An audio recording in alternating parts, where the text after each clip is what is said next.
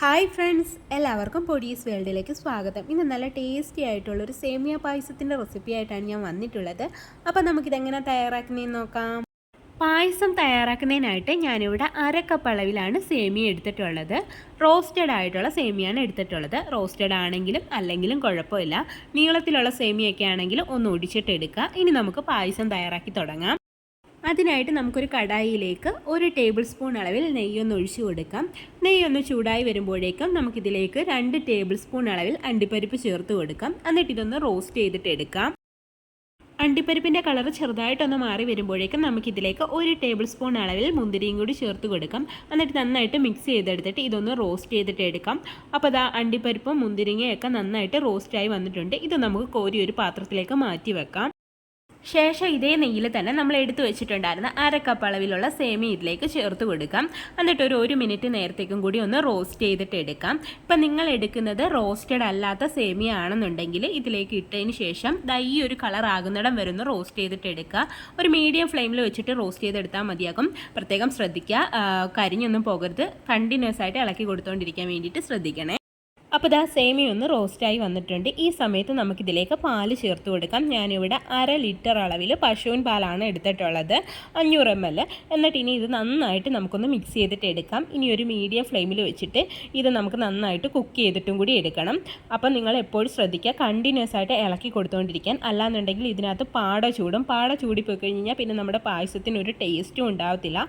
അതുപോലെ തന്നെ അടിക്ക് പിടിക്കാനും സാധ്യതയുണ്ട്. നമ്മൾ എടുക്കുന്നത് ചൂട് കട്ടിയുള്ള പാത്രം അല്ലാന്നുണ്ടെങ്കിലും അതുപോലെ തന്നെ നോൺ സ്റ്റിക്കിൻ്റെ പാത്രം അല്ലാന്നുണ്ടെങ്കിൽ അടിക്ക് പിടിക്കാൻ ചാൻസ് കൂടുതലാണ്. അതുകൊണ്ട് കണ്ടിന്യൂസ് ആയിട്ട് ഇളക്കി കൊടുത്തുകൊണ്ടിരിക്കാൻ വേണ്ടിയിട്ട് ശ്രദ്ധിക്കുക കേട്ടോ.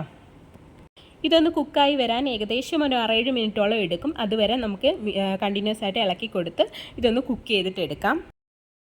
അപ്പോൾ ഇതാ നമ്മുടെ സേമിയൊക്കെ നന്നായിട്ടൊന്ന് കുക്കായി വന്നിട്ടുണ്ട്. ഈ സമയത്ത് നമുക്കിതിലേക്ക് മധുരത്തിന് ആവശ്യമായിട്ടുള്ള പഞ്ചസാര ചേർത്ത് കൊടുക്കാം.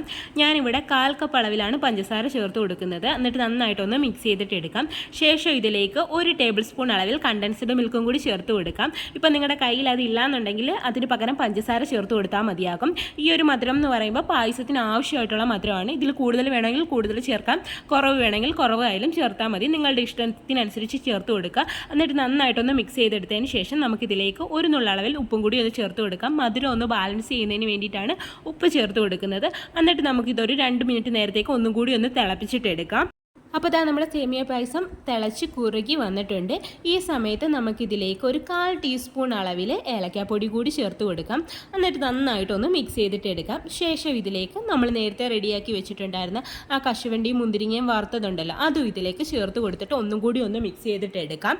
ഇനി ഇതിലേക്ക് അവസാനമായിട്ട് ഞാനിതിലേക്ക് ഒരു 1/4 ടീസ്പൂൺ അളവിൽ നെയ്യ് കൂടി ചേർത്ത് കൊടുക്കുന്നുണ്ട്. നിർബന്ധമില്ല, ഇങ്ങനെ ചേർക്കുകയാണെങ്കിൽ കുറച്ച് ടേസ്റ്റ് കൂടുതലായിരിക്കും. ഇപ്പം നിങ്ങൾക്ക് ഇഷ്ടമല്ലാന്നുണ്ടെങ്കിൽ ഒഴിവാക്കാം കേട്ടോ. അപ്പോൾ ഇത്രയേ ഉള്ളൂ.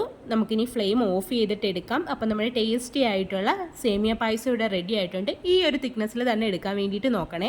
അല്ലാന്നുണ്ടെങ്കിൽ ഇരിക്കും തോറും കുറച്ചുകൂടി കുറുകി വരും. അപ്പം നിങ്ങൾ എടുക്കുന്ന സമയത്ത് ഇപ്പം കുറുകി പോയിട്ടുണ്ടെങ്കിലും കുറച്ച് ചൂട് പാലും കൂടി ഒഴിച്ചിട്ട് ലൂസാക്കി എടുത്താൽ മതിയാകും. അപ്പോൾ നമ്മുടെ ടേസ്റ്റി ആയിട്ടുള്ള സേമിയ പായസം റെഡി ആയിട്ടുണ്ട്. സദ്യകളിലൊക്കെ ഇത് വളരെ പ്രധാനപ്പെട്ട ഒരു പായസമാണ്. അപ്പോൾ എല്ലാവരും ട്രൈ ചെയ്ത് നോക്കുക. വീഡിയോ ഇഷ്ടമായിട്ടുണ്ടെങ്കിൽ ഒന്ന് ലൈക്ക് ചെയ്യണേ. ആദ്യമായിട്ട് ചാനൽ കാണുന്ന കൂട്ടുകാരൊക്കെ ഉണ്ടെങ്കിൽ പ്ലീസ് ഒന്ന് സബ്സ്ക്രൈബ് ചെയ്ത് സപ്പോർട്ടും കൂടി ചെയ്യണേ. വീണ്ടും നല്ലൊരു വീഡിയോ ആയിട്ട് വരാം. Thanks for watching.